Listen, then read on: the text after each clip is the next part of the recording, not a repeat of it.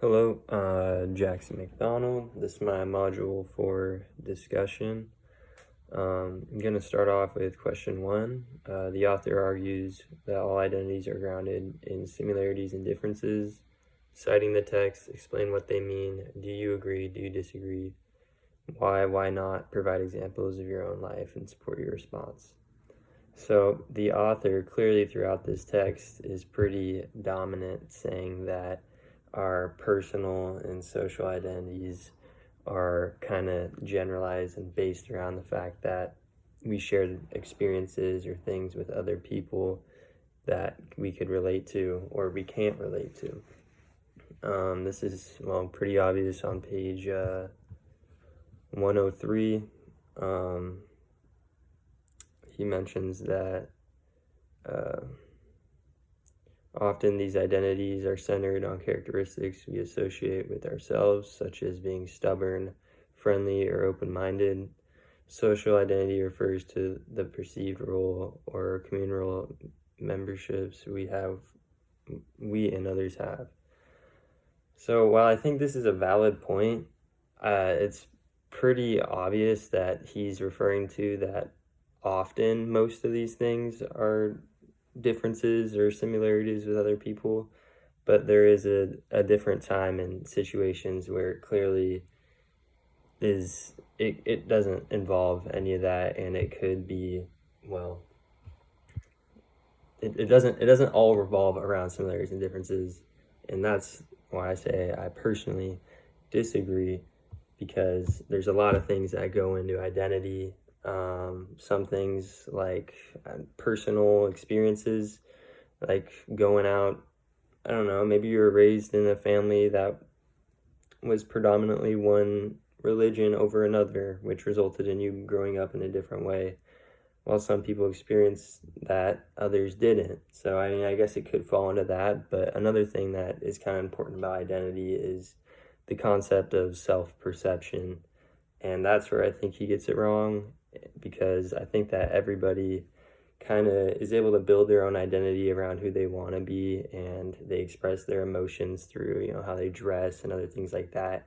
And as cheesy it is, the quote is, not everyone's different, not everyone's the same. So I do disagree with this, and yeah.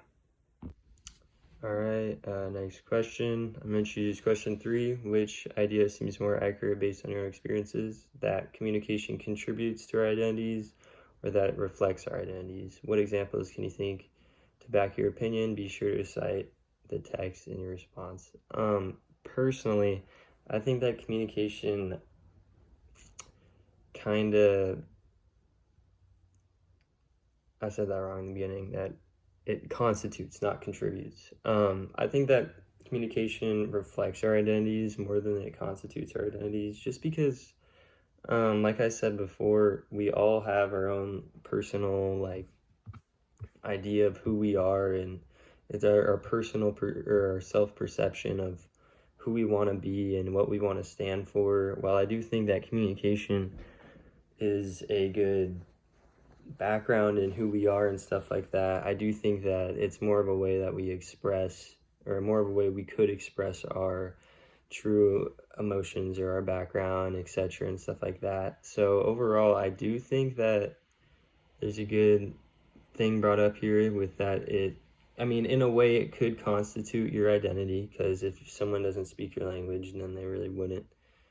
They might generalize. I don't know. They might generalize you or something, but I do think it reflects our identities more than it constitutes, just because there's more to us than just our language, and whether you don't speak our language or not, we have a story, and everyone's different. So yeah.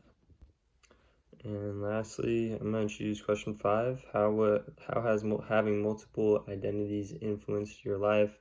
Which of these identities has a greater impact on privileges you see around you?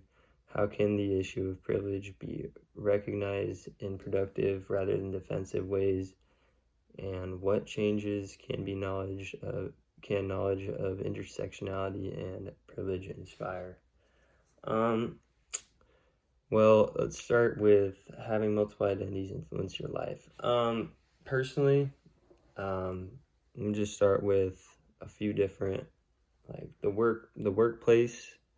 I feel like honestly I kind of hold a little bit of myself back when I express my emotions, just because these are people I work with. These aren't necessarily my friends. These are more people I have a job to get done. I have to get it done efficiently, so I'm not really there to express my emotions too well. Rather than when I get home from work and have some buddies over, then next thing you know, I'm kind of just really comfortable. I feel like it just has to do with comfortability with me. And um, but that's, I mean, one form, I guess, of how both my identities can work, but as well as even just like social media presence and stuff like that. I do think that, like, maybe not me personally, because I'm not too active on social media, but people in general kind of are able to get this anonymous weird feeling when doing stuff on social media. They kind of feel like there's not going to be anything that's nothing's going to come back and harm them if they post some harmful comment towards somebody or something like that. So I think a lot of people kind of have or not a lot of people, but some people have kind of maybe like a two-faced personality when it comes to in person. On social media, they might be a completely different person. And I just think this has to do with the fact that they think they might never meet that person they're talking to or see them, so they don't think it's as important to treat them the same way they treat someone in real life, which honestly kind of makes sense in the grand scheme of things. But it's a little interesting. But overall, I'd say my in person kind of, my strengths of being in person kind of, I see the most privileges there of working hard and doing one task at a time and making sure it's done correctly and the best I can do it. So I think I tend to see the most success there with how people look at me and stuff like that. And yeah. On the second half of that question, how can the issue of privilege be recognized in productive rather than defensive ways? What changes can knowledge of intersectionality and privilege inspire? I honestly think the knowledge of intersectionality and privilege is probably kind of where a divider in our social like acceptances with certain people. I think that's kind of the issue here, is that rather than looking at it as in everyone's different and that at the end of the day we all have different backgrounds and we're still humans. I do think that if we brought more awareness to that, it would kind of change our outlook on, well, who fits this job well, who can work out front in the restaurant, who can work in the back in the restaurant.